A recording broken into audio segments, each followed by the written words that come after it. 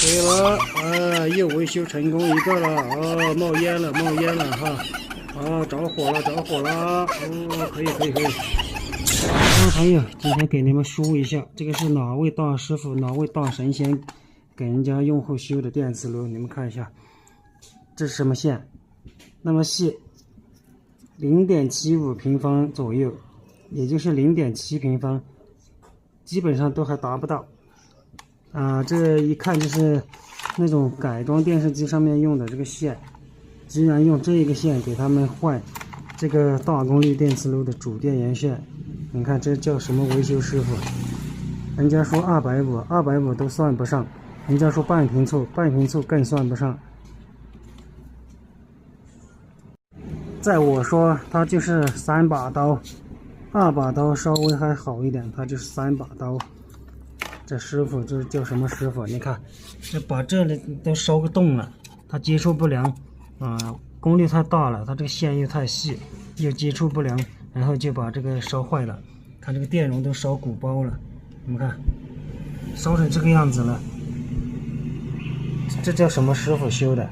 哎呀，简直是可气，真的是气人呐！人家用户拿来我这里，他还说是我修的。我明显的告诉他，我说我不可能会修成这个样子的电磁炉，简直是哪里的师傅倒他的牌子，简直就是，这下次谁还敢去维修这个？现在要把这个主板拆下来，翻过来，把这个2微法电容给它换掉，然后把这个座子换掉，然后再重新换一根电磁炉的专用线。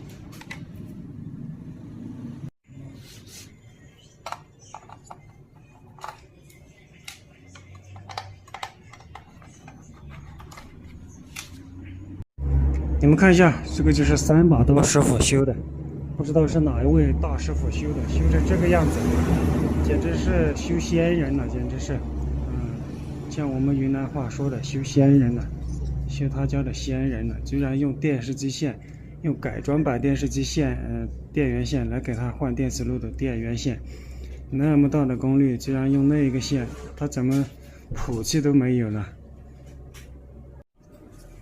那么哥，你听话了吧？好了，现在把这个2微法这个电容给它拆下来，这个已经炸掉了，更换一个全新的，或者是换一个拆机的。你们看，现在炸成这个样子了，已经裂开了，报废掉了，这个东西已经给它丢掉。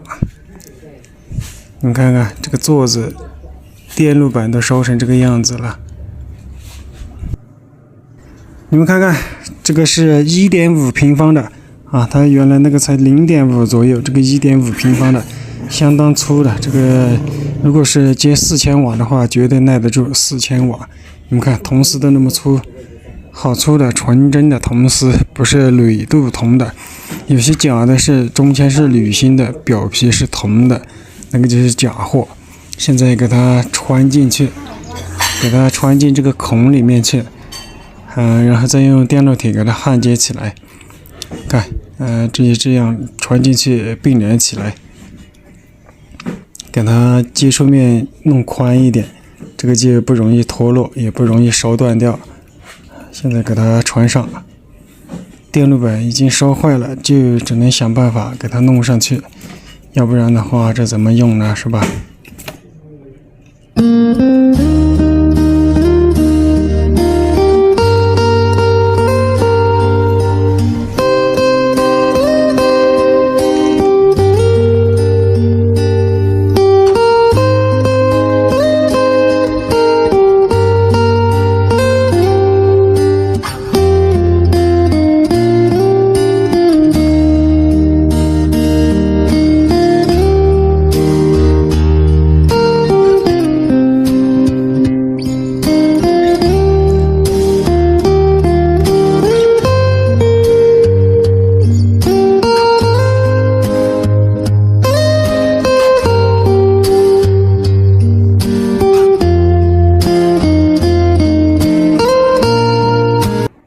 电路体的温度高，直接轻松就可以焊上去了，一定几处都给它焊了连接起来，这样是最稳固的。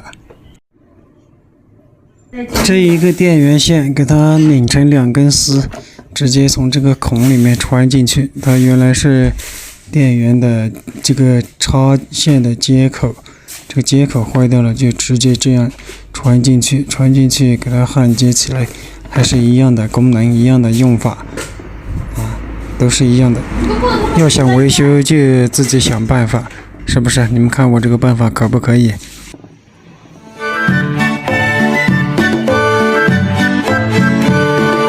你爱我，我爱你，蜜雪冰城甜蜜蜜。你爱我，我爱你，蜜雪冰城甜蜜蜜。你爱我呀，我爱你。你爱我，我爱你，蜜雪冰城甜蜜蜜。发现了一个新问题，这一个五威法这个电容已经鼓包了。你不仔细看的话还看不出来，轻轻用手一摸就鼓包了。维修当中千万要注意，如果是不注意的话，通电可能就把电磁炉功率管给烧掉了。这个当初肯定就出问题了，那它就是坏了这2个电容。你看到没有？这个我拆下来了，这个已经裂开了，炸裂了已经。这个是无违法的，这个就直接报废了，给它换一个拆机的啊，给它换一个拆机的上去。我在这上面美的电磁炉上面的这个主板上给它拆一个无违法的安上去。这个质量还是可以的哈。看，这个是美的电磁炉上拆的无违法的，这个质量相当好的，给它安上去，大功告成哈。